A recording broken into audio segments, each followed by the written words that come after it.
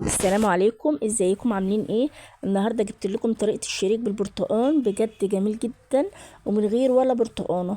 بجد من غير ولا برتقانه، بطعم لذيذ وريحه قلبت البيت بجد. بصوا الشكل، بصوا باللفه بتاعته، انا هقطعها لكم بجد من جوه هش جدا وناعم.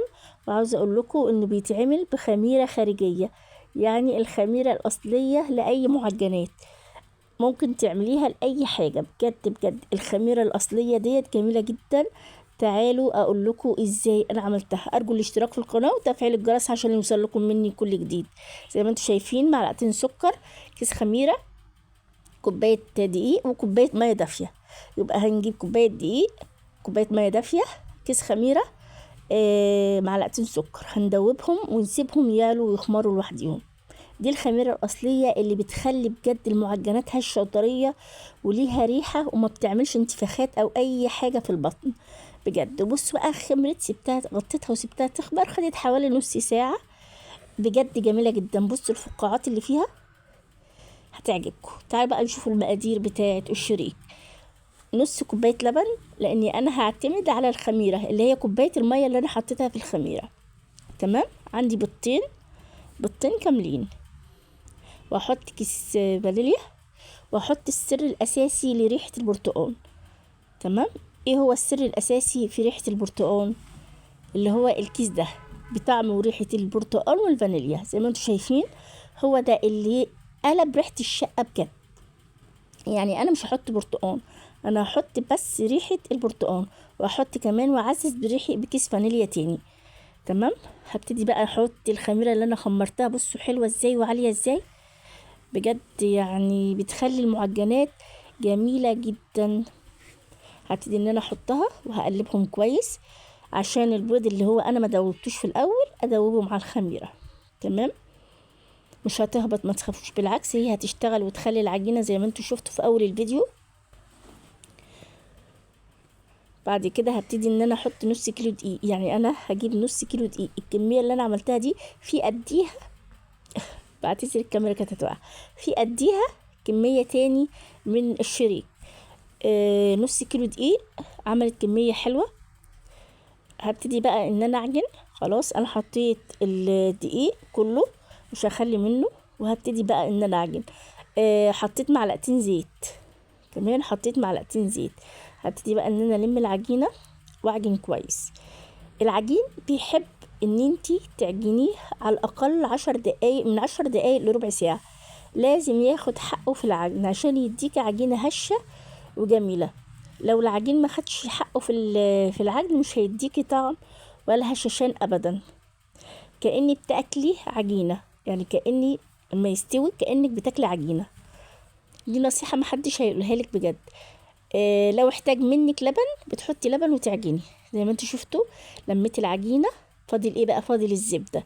عندي قطعتين زبدة بدرجة حرارة الغرفة، اوعى تكون ساقعة عشان ما تبوظش الخميرة. تمام. هطلعها كده اهي. وهبتدي ان انا احطها واعجن لحد هتبص تلاقي العجينة اتفرولت في ايدك. ما تخافيش، كتر العجن هيلم العجينة وهيرجعها احسن ما كانت الاول، يعني هيرجعها ملساء وحلوة جدا. تمام. العجينة مفيدة، فيها بيض، فيها لبن، فيها زبدة، فيها ريحة البرتقال.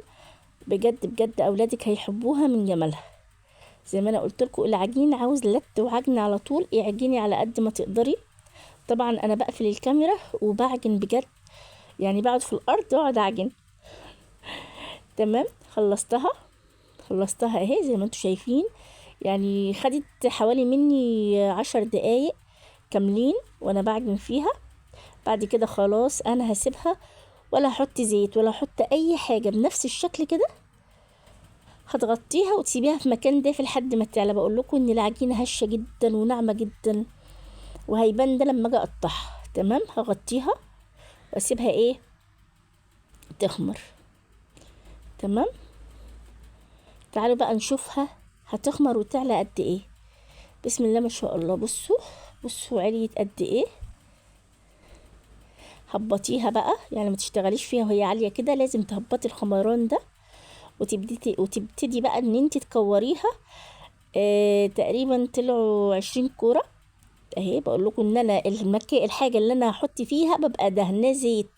هي ما لزقتش الحمد لله، بس انا حطيت فيها زيت. لازم تحطي فيها زيت كويس. زي ما انتم شايفين انا بقطع قطع صغيره مش كبيره قوي. تمام. هخلص الكميه كلها زي ما انتم شايفين، هكورهم واحطهم في الطبق، ولازم تظبطيها. تمام. زي ما انتم شايفين، عاوزه اقول لكم والله العجينه تتاكل كده نيه من جمالها. هبتدي ان انا ارصهم كلهم، وبعدين هنشوف هنعمل ايه. انا مش هريحهم، انا هاخد اول واحده انا حطيتها، يعني انا مش هريحهم ابدا. اهم عمال ما انا خلصت الكميه هاخد اول واحده حطيتها، بغطيها. طبعا لازم تتغطى علشان خاطر ما تنشفش منك. اي عجين مش هيتعرض للتغطيه هينشف منك خالص. المهم انا جبت العجينه اهو، خدت القطعه اللي انا الكره اللي انا كنت عاملاها، وببتدي اعملها زي ما انتوا شفتوا، ولا فرد ولا اي حاجه. انا ببتدي ان انا افردها رول طويل زي ما انتوا شفتوا، وهبتدي ان انا احطها. اعمل لكم واحده تاني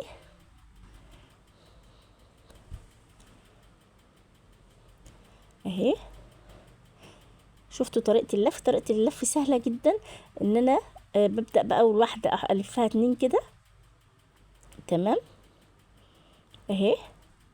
هبتدي اهو من قدام، وبعد كده الفها كده، وسهله جدا. وحطي الناحيه التانية من تحت. بصوا الكميه كلها، طبعا دي نص الكميه وفي قديها تاني. هسيبها تخمر، لازم تخمر وتعلى في الصينيه. بصوا بقى لما تعلى يا جماله يا جماله بجد، يعني هتعلى تعتبر مرتين. بصي لما خبرت عليت ازاي. عندي بيضه. بصوا الصراحه انا حاطه فيها ايه، حاطه فيها صفار بيضه، معلقه لبن، ذره خل، وكيس فانيليا. حاطه كل ده عشان انا بكره زفاره البيض. يعني لبن، ذره، يعني نقطه خل، وكيس فانيليا، وبيضه، صفار بيضه. تمام. حاولت احركهم عن بعض عشان لازقين، بس خلاص هم هيفكوا بعد السوا، هنفكوا عن بعض. هبتدي بقى ندهنهم. لازم تدهني واحده واحده، ولو انت خايفه وانت بتدهنيهم ان هم يهبطوا ممكن تدهنيهم قبل ما يعلوا، ولكن انا رايي ان هم بعد ما يعلوا احسن، عشان تفضل ايه اللمعه اللي فيهم. هتجيبي شويه سكر وتبتدي ترشي بقى عليهم. السكر ده هيديها طعم حلو جدا بجد، طعم جميل. في ناس بتعمل ايه بقى، في ناس بعد ما يطلع من الفرن بتكون محضره شربات وتدهن الشريك شربات خفيف، ولكن انا ما بعملش كده، بكتفي بس بالسكر اللي انتوا شايفينه، بيبقى طعمه جميل جدا. تعالوا نشوف بقى بعد ما طلع من الفرن شكله ايه بالظبط. بصوا بقى يا جماله، بصوا السكر مديله لمعان وكرمله خفيفه كده، بجد بجد بجد حلو جدا. بصوا بصوا بصوا الطراوه بجد. وعلى فكره كان لسه دافي، ما كانش بارد خالص، يعني انا كنت ماسكاه كان لسه دافي. بصوا بصوا جماله. بصوا انا همسكه لكم من الاول، هو انا بقطع. بصوا بكل سهوله. تعالي الصبح كده اعملي نص كيلو على قدك انتي والاولاد، وتعالي اقعدي في البلكونه مع كوبايه شاي بلبن. يا سلام يا سلام على الجمال والحلاوه، بجد يا سلام على الجمال والحلاوه. يا رب الفيديو يكون عجبكم. ارجو الاشتراك في القناه وتفعيل الجرس.